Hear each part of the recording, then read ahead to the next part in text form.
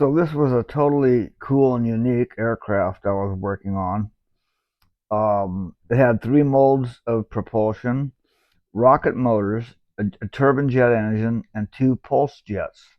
Now this was the working model that I made, and it was all steel because I can't work with aluminum worth shit. And it was easier to build this in steel. But the if I ever proceeded to a working model, it would have been either all aluminum or just all composite. But there you can see the 380-pound thrust turbine engine. There's a cluster of hydrogen peroxide rocket motors. Right now they're aimed to push me forward, but they can rotate down to give me vertical thrust. You see there? And then back here, there's another 140-pound thrust motor. And then on the sides, you can see the two pulse jets. They put out 150 pounds of thrust each, and were like the noisiest thing in all creation. Unbelievably loud.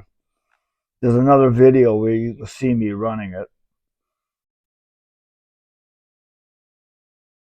Now, there's something really unique about this aircraft. Look at the leg. You see that tan thing right there? That's a grasshopper leg. And I designed this thing to take off like a grasshopper. A grasshopper doesn't just spread his wings and fly. He uses his legs to propel himself into the air, and that's what these legs were going to do. It would allow me to tilt upward and then boom, using explosive gases and pistons, it would actually have jumped me into the air with those vertical rocket motors firing, and then the other ones turning back. So this thing would have had just unbelievable amounts of performance across the wide range of propulsion um, systems that I had integrated into it. Anyway, just sadly, one of those things looked great on paper and in steel, but unfortunately never got around to making it a reality.